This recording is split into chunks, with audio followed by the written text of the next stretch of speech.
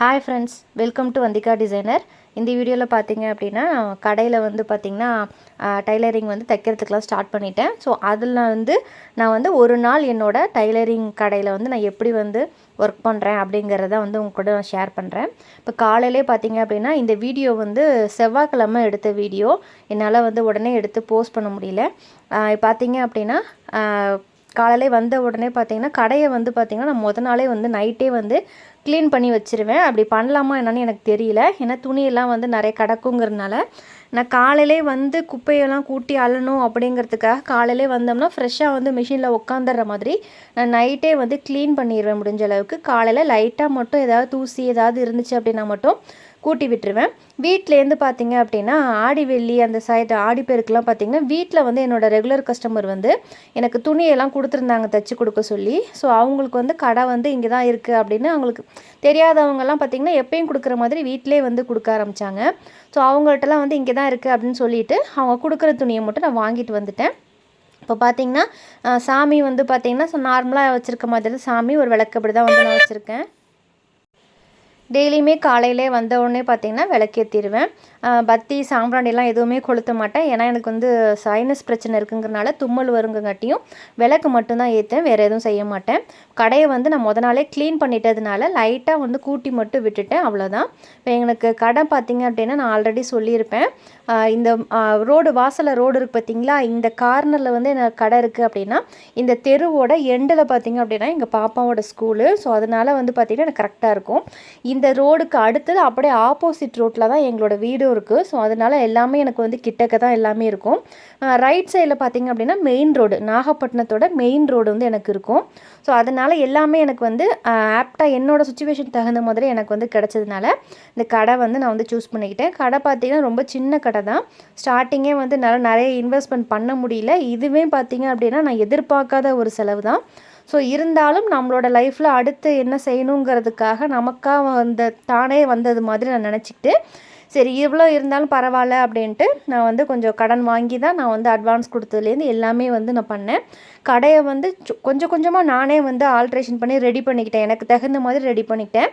அவங்க கடையை just white wash மட்டும் பண்ணி கொடுத்துட்டாங்க. வேறு எதுவுமே அவங்க செய்யவே இல்லை.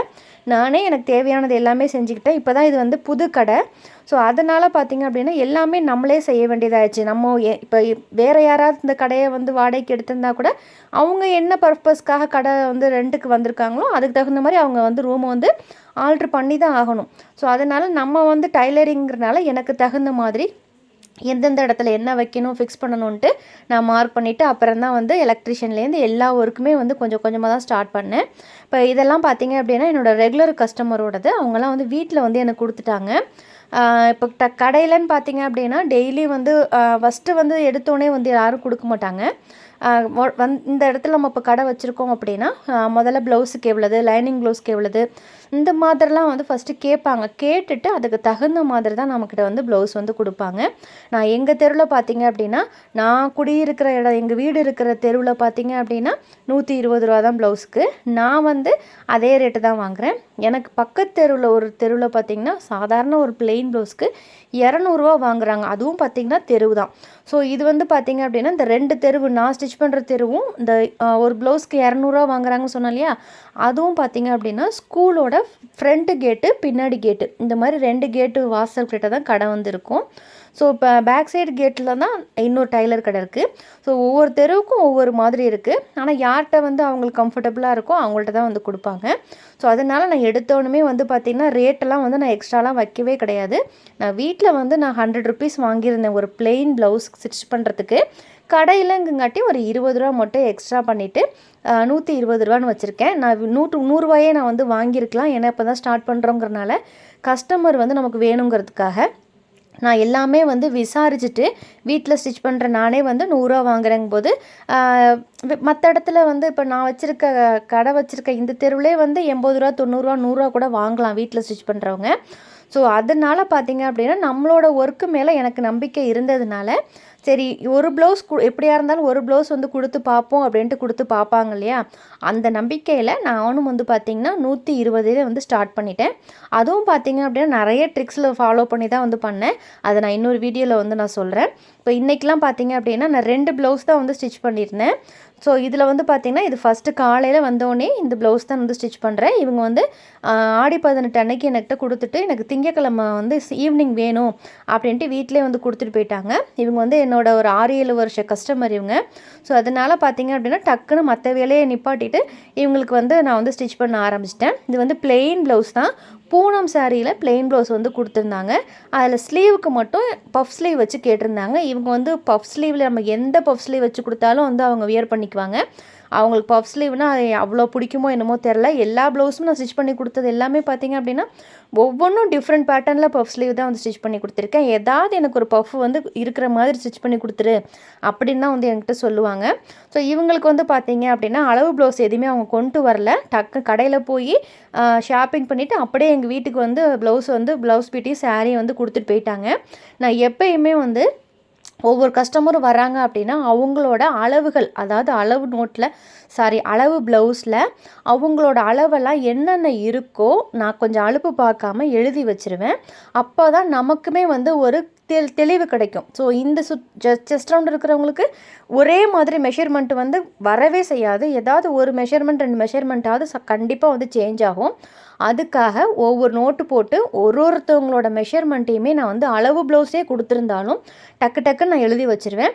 ஃப்ரீ டைமில் வந்து பார்த்திங்க அப்படின்னா ஒரு ப்ளவுஸுக்கு சுடிதாருக்குலாம் என்னென்ன அளவுகள் நம்ம வந்து எடுப்போமோ அது எல்லாத்தையுமே ஃப்ரீ டைமில் ஒரு ஃப்ரெஷ் பேஜில் வந்து எழுதிடுவேன்.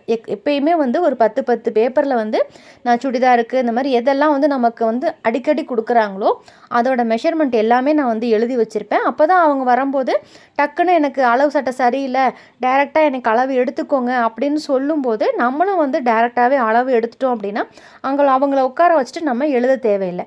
அப்போ நம்ம ஆல்ரெடி எழுதியிருந்ததுனால அதை வச்சே நம்ம மெஷர்மெண்ட்டு மட்டும் அளந்துட்டு எழுதுனா போதும். சரிங்களா? அதுக்கப்புறம் அவங்கள அனுப்பிட்டு அதுக்கப்புறமா கூட அந்த மெஷர்மெண்ட்டை வச்சு நம்ம ஃபார்முலா படி எவ்வளோ வந்து எவ்வளோ வந்து மெஷர்மெண்ட் வந்து ஆட் பண்ணுறது மைனஸ் பண்ணுறது அதெல்லாம் வந்து நம்ம கட்டிங் பண்ணும்போது நம்ம பார்த்துக்கலாம். மெஷர்மெண்ட் மட்டும் நம்ம எடுத்து நோட் பண்ணிக்கிட்டாலே போதும். நான் அப்படி தான் பண்ணுவேன். அளவு ப்ளவுஸாக இருந்தாலுமே சரி தான், எனக்கு எந்தெந்த அளவுகளில் நான் வந்து ஃபாலோ பண்ணுவேனோ டைரக்ட் மெஷர்மெண்ட்டில் அந்த அளவுகளை மட்டும்தான் நான் அளவு ப்ளவுஸில் இருக்கிற மாதிரி வந்து எழுதுவேன். மற்றபடி எல்லாமே அப்படியே வந்து காப்பி அடித்து அளவு ப்ளவுஸில் இருக்கிற மாதிரி நான் எழுத மாட்டேன். ஏன்னா நம்மளோட கட்டிங் வேறு மாதிரி இருக்கும். நம்ம தைச்ச ப்ளவுஸே கொடுத்தாங்கன்னா சேம் அதே மாதிரி இருக்கும்.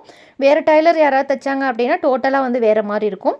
ஸோ அதனால் எதெல்லாம் நான் வந்து என்னோடய கட்டிங்கில் வந்து டைரக்ட் மெஷர்மெண்ட் எடுக்கிறதுல இம்பார்ட்டன்ட் கொடுப்பேனோ அந்த அளவை மட்டும்தான் அளவு ப்ளவுஸ் கொடுத்துருந்தாங்கன்னா அதுலேருந்து எடுத்துக்குவேன். நானே வந்து இப்போ அளவு ப்ளவுஸ் தான் கொடுக்குறாங்க அப்படின்னாலும் ஒரு வாட்டி இன்ச் டேப் வச்சு செக் பண்ணிக்குவேன். ஸோ அப்போ இவங்களுக்கு இவ்வளோ இருக்குது, அப்போ இவங்களுக்கு இவ்வளோ இருக்குது அப்படின்ட்டு. நம்ம சப்ஸ்கிரைபர் நிறைய பேர் வந்து இதை செய்கிறதே இல்லை. ஏன்னு பார்த்தீங்கன்னா அப்போ தான் வந்து அவங்களுக்கு ஒரே செஸ்ட் ரவுண்டில் இருப்பாங்க. ஆனால் பார்த்திங்கன்னா ஒரே மிஸ்டேக் பண்ணுவாங்க. இல்லை இவங்களுக்கு இப்படி வருது அப்படி வருதுங்கிறது வந்து அவங்களால வந்து அதை வந்து கிளியராக வந்து கண்டுபிடிக்க முடியாது எதனால அப்படின்ட்டு. நான் நிறைய வாட்டி சொல்லியிருக்கேன். எனக்கு கிளாஸில் வந்திருக்காங்களும் கற்றுக்கிட்டவங்களுக்கும் சொல்லியிருக்கேன். நீங்கள் வந்து அளவு ப்ளவுஸே கொடுத்தாலும் ஒரு வாட்டி இன்ச்சு டேப்பில் வச்சு நீங்கள் கட் பண்ணும்போது மார்க் பண்ணும்போது ஒரு வாட்டி வந்து இவங்களுக்கு இவ்வளோ இருக்குது, அப்போ இந்த மெஷர்மெண்ட்டில் இருக்கிறவங்களுக்கு இவ்வளோ இருக்கும் அப்படின்னு கண்டிப்பாக வந்து தெரியணும்.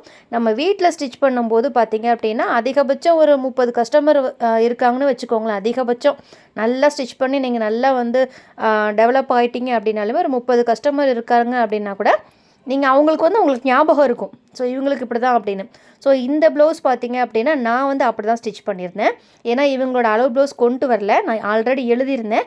அவங்க ஆல்ரெடி எழுதியிருந்த அளவுகளையுமே அந்த ப்ளவுஸ் ஃபஸ்ட்டு ஸ்டிச்ச ப்ளவுஸ் எல்லாம் பார்த்திங்கன்னா இப்போ வந்து டைட் ஆயிடுச்சு, எனக்கு கொஞ்சம் வெயிட் போட்ட மாதிரி இருக்குது, கொஞ்சம் லூஸ் வை அப்படின்னு சொல்லியிருந்தாங்க. ஸோ அதனால் வந்து பார்த்திங்க அப்படின்னா இவங்களோட செஸ்ட் ரவுண்டு வந்து 10.5 இன்ச்சு தான் நம்ம ஃபஸ்ட்லாம் தைச்சி கொடுத்தது, மெஷர்மெண்ட் டேரெக்டாக எடுத்தது. இவங்களோட ப்ளவுஸை வந்து ஆல்ரெடி நான் யூடியூப்லேயும் நான் வந்து வீடியோ போட்டிருப்பேன். பேக்கில் வந்து ஃபோட்டோலாம் வந்து அந்த கஸ்டமரோடதையும் நான் வந்து போட்டிருப்பேன். ஸோ அவங்களுக்கு தான் இது மறுபடியும் அந்த ப்ளவுஸ் அவங்களுக்கு அப்போ கரெக்டாக இருந்துச்சு. இப்போ வந்து பார்த்திங்கன்னா டைட்டாக இருக்குதுன்னு சொல்லிட்டாங்க. ஸோ அதனால் நான் வீட்டில் வந்து இன்ச் டேப் எதுவுமே நான் வீட்டில் வந்து கொண்டு போய் வச்சுக்கல. ஸோ அதனால் மெஷர்மெண்ட்டையும் நான் வந்து எடுக்கவே இல்லை. ஸோ அதனால் அவங்க வந்து லூஸ் 2 தையல் மட்டும் நான் பிரித்து விட்டேன்னு சொன்னாங்க.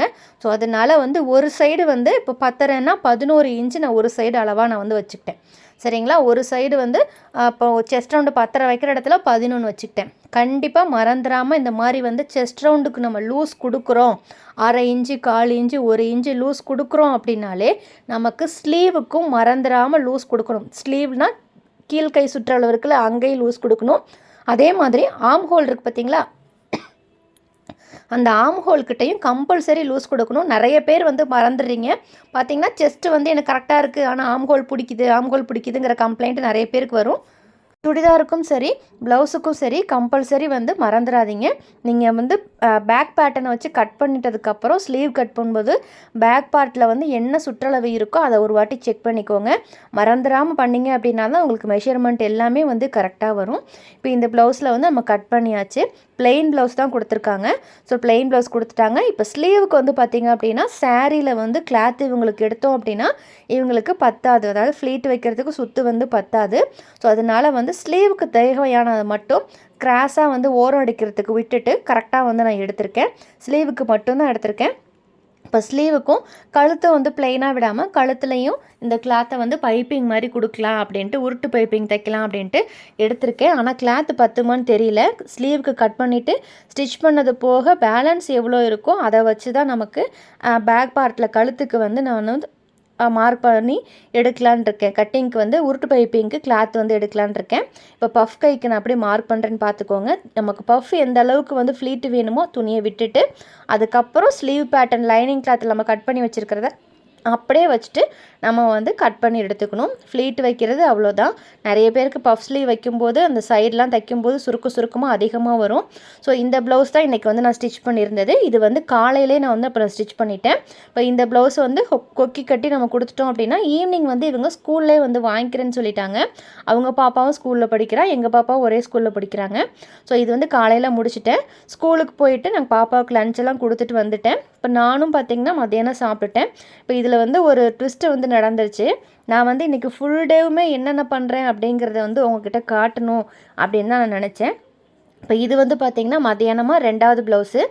இப்போ தான் ஸ்டார்ட் பண்ணி ஒரு வாரம் தான் ஆகுதுங்கிறனால ப்ளவுஸ் வந்து அந்தளவுக்கு எனக்கு ஒன்றும் வரலைங்க.